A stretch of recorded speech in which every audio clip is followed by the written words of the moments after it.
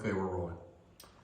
Well, today is what, December 16th, 2023. And we've still got a lot of members in the club, and one of them, Jim Weatherford, has been with us for quite a while. And the thing about Jim is that, besides being with us for a long time, he's done a lot in that time, and we'd like to talk to him about that. Okay.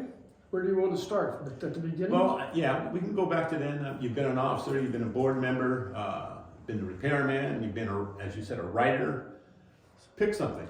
Well, I wanted a real quick background. I got my first train when I was 8 years old in 1953. I still have it. It was a 736 freight set, one that my dad always bought the best toys. Mm-hmm. And played with it for a few years, got a few accessories, and then it got packed away because I grew up some, and school and girls and cars all came along.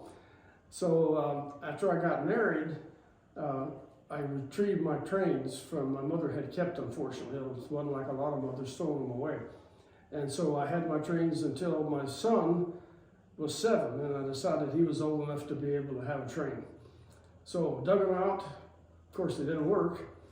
And I went down to Frank the train man, and I was told, well, yeah, you need an E-unit needs to be fixed. So I said, what do you do? He says, take it apart. I said, okay. So I did. As the usual, people with a pair of pliers, popped it open and things flew all over the place. But anyway, I learned from that how to put things together. And so then I knew well, let's put it this way. I became a member of this club through you, because I went to your Jim's Train Depot and you told me about the club and when they meet. So I said, oh, that sounds good.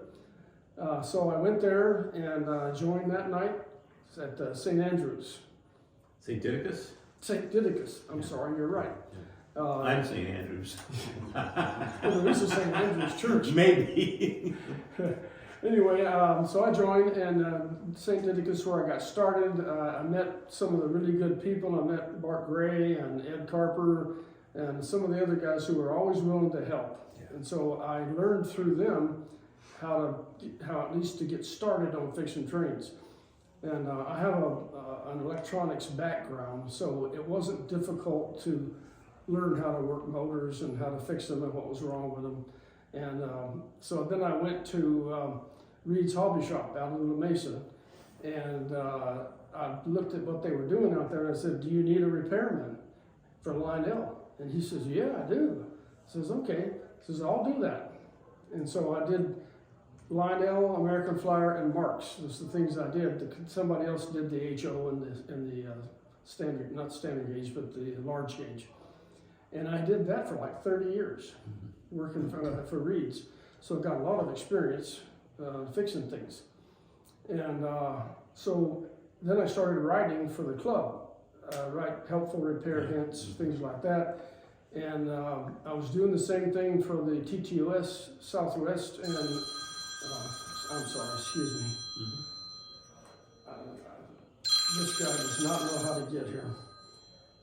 So I'm just going to have to ignore him. Oh. Well, you can, we can Stop it. Yeah, hold on. We can go and hold a few minutes Ron. for the club repair articles. articles. Repair articles. Okay, I was writing repair articles for the TTOS Southern Pacific and for Southwest, and then for the newsletter. And that came to the attention of Dick Christensen, who was then the editor of the new magazine, Classic Toy Trains. He contacted me and asked if I would be interested in writing their question and answer column. And I said, sure. So that was 1993, and I did that for 6 years. And they came to me and said, you know, all these things that you're writing, we need to have you sign a release saying that we own what you write. And I said, I don't think I want to do that. So they were willing to have me depart, and they hired somebody else to do the questions and answers. But before that, I had done some work with a friend on videos for how to repair trains, and that was in the early 90s. And I did 4 videos, and so that was a lot of experience talking behind the camera, you know, with the camera, and so that was good experience in that respect. So once I started writing the question and answer for classic toy trains, that also introduced me to more people. And so by that time, by the time I quit that was almost the end of 96 or 97. And so another 3 or 4 years I retired. But in the meantime, I was writing articles for our newsletter, for the All Gauge. And I was secretary for a while. I was board member. I was secretary twice, actually. So I got a lot of experience in that respect to be able to do all this stuff. And then we started doing clinics, you know, for the club. I was always repairing stuff for people. I did mostly for club members. But since I retired in the year 2000. I was fortunate enough to be able to retire at that point. I'm probably glossed over things that I shouldn't have, but there's more. I mean, in your experiences, you mean? Yeah. Well, I don't know how you could gloss over all that. I mean, that doesn't even make sense, for crying out loud. The thing is, the point that I get here is that you've just been doing a lot of things for a lot of people for a long time. I have. Especially the people that are in the club, they're always coming to me asking for help and advice, and I'm more than happy to share my knowledge. As long as I have it, I will share it. So that's. Yeah, I think that's another thing that we should point out is that you actually do know what you're talking about because they keep coming back. You know, I need some more help because Anyway, the point is, you do it right the first time. I try to. Yeah. I have to admit, I have had very little repairs come back, and it's usually because they didn't understand something of how it worked or something like that. But I've been very fortunate, especially, like I said, with people that have taught me stuff that they know, who are willing to share their information. And that's why I mentioned your training shop back in the early 80s. Yeah. I don't remember when you closed up. But, I closed up in 89. I started in 75. Okay. But you were very helpful, and then so was Bart Gray. Mm-hmm. And I learned a lot. And then it got to the point to where they were asking me for help. Yeah. And so that was a good thing. So You did it right is the whole point, you know. well, I learned. I'd say that's Yeah. pretty commendable. Yeah. Anything, you were also, well, we all talked about that you were a board member and an officer. I just want to make it known that you've always been giving, that you've Okay. contributed to our club. We're still around after over 50 years now. We're in our 54th year, I think. And it's because of people like you that we're still around and still attracting more new people. Well, it's a good club. You know, it's a friendly club. A lot of good people, and a lot of people who want to know and get their trains running again. So that's what I do, is to save these 60 or 70-year-old trains and get them on the track again. And that way they're going to run another 60 years. You've done more than your part, that's for sure. And our club is the better for it. Jim Weatherford, what a guy. Anything else? Mr. Callahan? See, I summed it up in a hurry. Yeah, you did, and it's quite a deal. It really is. We're very happy to have you. Well, I could say one thing. I mentioned briefly that I did repair work at Reed's Hobby Shop for Lionel, American Flyer, and Marks. And so I actually crossed over to some of the other train manufacturers. And then I could kid people about American Flyer, you know. And, yeah, I've received one or two of those jobs. Yeah. Well, I learned how to fix a couple of things that are really tough on American Flyers. The E unit is very difficult sometimes to work with. And I came up with a couple of good solutions on how to make it work. By Lionel. People weren't interested. Is that right? It's something really simple to That's make this thing interesting. work. And I'd tell them about it. I even wrote articles on how to do it, you know, and I'd give them to people. I liked your article on whistle-controlled couplers for Lionel. The whistle button control couplers. The article I wrote on that? Yeah. Well, I did that. I don't know if you remember. oh, you're talking about the one you did. Yeah. Yes, of course. I did that conversion with your help.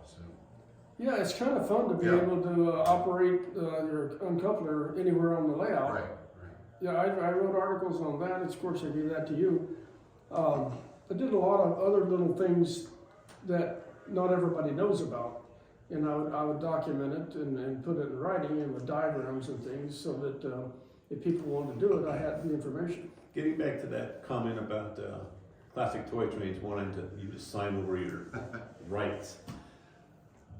I'm glad you didn't do that. But what I'm getting at here is, have you ever compiled all your articles into a book that could be sold to the general market? I have over 200 articles that I have written that are individuals. At first I was going to write a book, and then I decided, because I saw something that I thought was pretty interesting. It said Stephen King went on the internet and wrote a book by chapter, and he sold each chapter to people who were interested. And so I said, that's a good idea. I think I'll sell my repair articles individually, because it was too expensive and time consuming to do a video on every one of them, but I could write it with narrative and pictures for step-by-step instructions. And so, like I said, I started doing those in, well, probably 1995. And then after I retired, I got real busy and started documenting them, and I did, like I said, over 200 articles. That's impressive, very impressive. And I put them on the internet. I had a website, and I made a little bit of money. I didn't charge a whole lot. $15 to fix a train. I was aware of that. Most of the time you go to a repair shop, it's going to cost you $50 or $60. So, yes, I do have a book in that sense. You need an agent. Well, I got to the point to where I decided that I wasn't trying to make money. I was trying to give people information. Yeah. Well, I think that sums you up quite nicely. You were there to help. Okay. And you've done a super job for over 40 years. It's been over 40 years. I joined this club in 1982. Okay, so that's 41. Yeah, 41 years. 41 years. Yeah. Jim, do you have any thoughts on getting new people into the hobby, especially younger folks? Well, we've talked about that at our board meetings about how to get the young people started. And so, yes, we talked about trying to get the Boy Scouts involved, and they can have a scout badge, Right. to know how to repair badge, or how to build a train layout, things like that. So that would be the biggest thing I would say is you got to get the young kids involved, and if they don't, because we're getting old. Our club is our club is probably 65 years old average, maybe. Oh, easily, yeah. But you have to get the young people involved, because right now all they want to do is play video games and on their phone, but they don't realize what trains can do for you. I'll mention one thing that I learned a long time ago when I was just 8 years old. I learned about how electricity can be done simply, because I used to run my accessories. I'd run a wire from my transformer to the accessory, and one day I had an epiphany. I said, the track is over there. I don't have to run it from the transformer. I'll just hook a thing up to the track and then run that to the accessory, and it worked. It worked. And I thought, wow. And I did write an article one time about the things that you gain from being in model railroading, and so I wrote all the pros and I wrote all the cons. And I did it in a humorous vein, because like the cons are, your mother is going to have to put up with all the kids that come over to your house to run trains. But that's not really a con at all. It's obviously it's a good thing. But it's, things that you learn. You learn how to plan communities. You learn how to do construction with carpentry. You learn how to do layout planning and track building, and so it's a good hobby. It's you learn an awful lot if you take the time to do it. You've just given us another little clinic just now. There you go. Yeah. With just what you said, so you're always giving. Don't put the residential section next to the coal letters, right? Yeah. You mentioned community planning.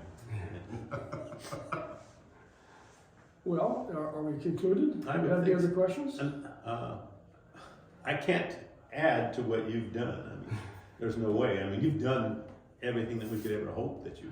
Well, I've been active in the train hobby for 41 years. I've never taken a hiatus from doing repairs and helping and going to train meets. So. And by the way, he's still doing it. Still doing it. I don't know how old you are, and I'm not asking that, but the point is, even after all that time, he's still helping out the club and people in general. I think he has customers waiting, actually.